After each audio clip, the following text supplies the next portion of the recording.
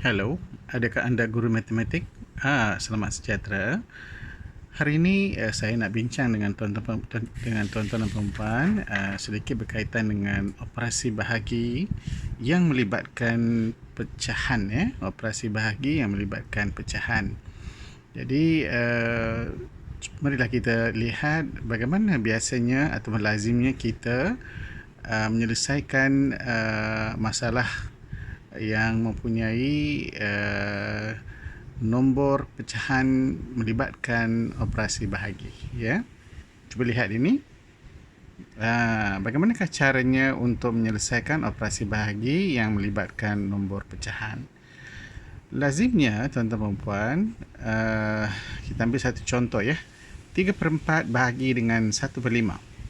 Bagaimana caranya kita menyelesaikan masalah matematik ini?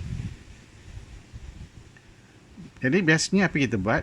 Kita akan kekalkan pecahan yang pertama, kemudian operasi bahagi kita tukar jadi operasi darab.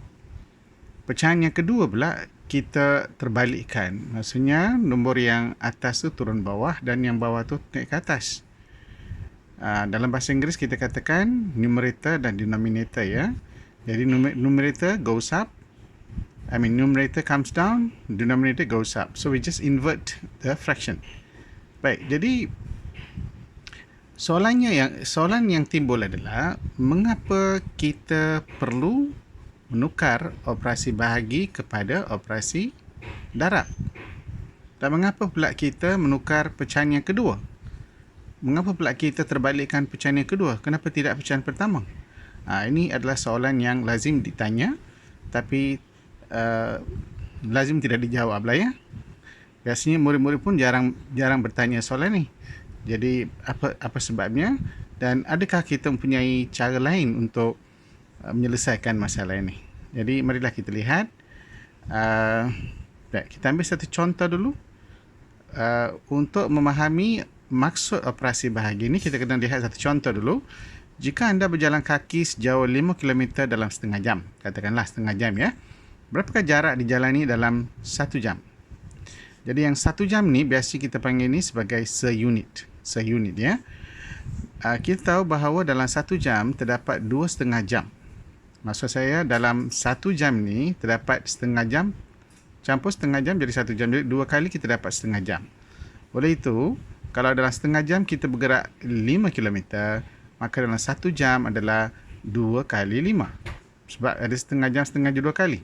Jadi 5 km darab dengan 2/1, kita dapat 10 km dalam sejam. Maka kita dah faham bahawa maksud bahagi ialah kita mencari nilai bagi satu unit. Maka lazimnya kita tulis 5 bahagi 1/2. Sebab kita nak cari jawapan bagi 1 jam, ataupun kita nak cari nilai bagi 1 jam, maka kita menulis 5 bahagi 1/2. Kita bahagi sebab kita nak tahu berapa nilai untuk 1 jam. Jadi maksudnya kita dah tahu bahawa bahagi ni ialah tujuannya ialah kita nak mencari apa? Kita nak mencari nilai bagi 1 unit. Jadi apa kita buat? 5 bagi setengah ni, 5 bagi 1/2 ni kita tuliskan sebagai 5 darab 2/1, iaitu kita tukar operasi bahagi pada operasi darab. Jadi 5/2, 5 darab 2/1 berarti sama dengan 5/2. Baik, kalau soalannya diubah, katakan jika anda berjalan kaki sejauh 5 km dalam 40 minit. Tuan-tuan dan puan tahu kan 40 minit ini sama juga dengan 2/3 jam. Jadi berapakah jarak dijalani dalam sejam? Maksudnya kita nak cari sekarang bagi 1 unit, iaitu 1 jam. Dan kita tahu bahawa 40 minit ini sama dengan 2/3 jam, ya. 2/3 jam. Jadi kita tulis 5 bahagi 2/3. So 5 bahagi 2/3 ni tujuannya adalah dalam 2/3 jam kita bergerak 5 km. Dalam 1 jam berapa kilometer kita akan bergerak?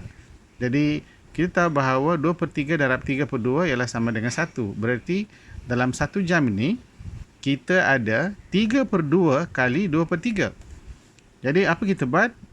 5 bahagi dengan 2/3 ini kita tukar menjadi 5 darab 3/2. Jadi kita dapat 15/2. ataupun 7,5. Jadi tuan-tuan dan puan, maksud operasi bahagi ialah operasi bahagi digunakan untuk mencari nilai seunit. Jika terdapat 10 biji durian dan anda ingin tak agihkan 10 biji ini secara sama rata kepada 2 orang kawan, berapakah bilangan biji durian yang akan diperoleh oleh seorang murid atau seorang kawan? Berapa? Jadi yang seorang ini berarti 1 unit. Jadi apa kita buat? 10 biji durian dibahagikan kepada 2 orang, maka 5 biji durian didapati oleh setiap orang. Ataupun secara ringkas kita tulis 10 bahagi 2. Berarti sama dengan 5.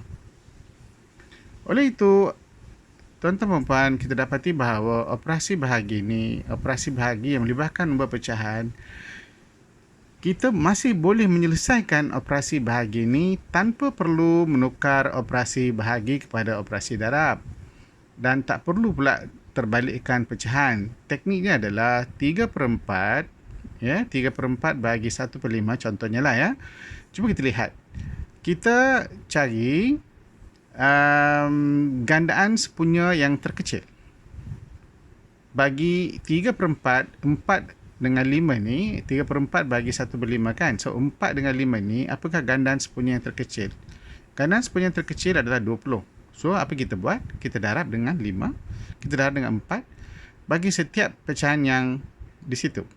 Jadi kita dapati 3 darab 5, 15, 4 darab 5, 20, 1 darab 4, 4, 5 darab 4, 20. Jadi akhirnya menjadi 15/20 bahagi dengan 4/20. Sekarang senang saja.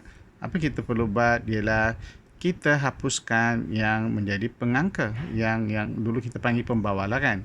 Ataupun dalam bahasa Inggeris kita panggil denominator. They have common denominators, so you just cancel the common denominators.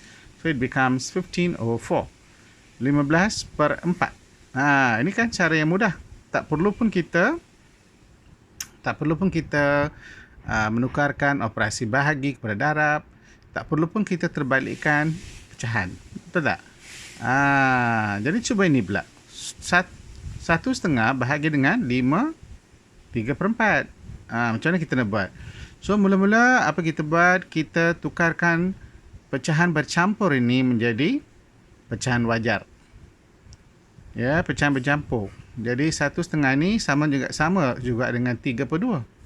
5/4 ni sama juga dengan 23/4.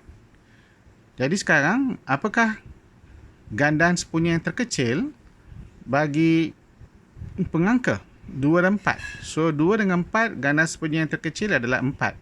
So apa kita perlu buat? Kita hanya darab saja dengan 2.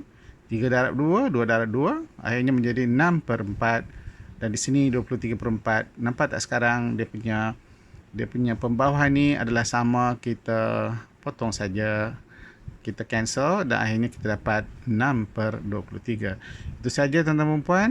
Kita jumpa lagi dalam pelajaran yang seterusnya.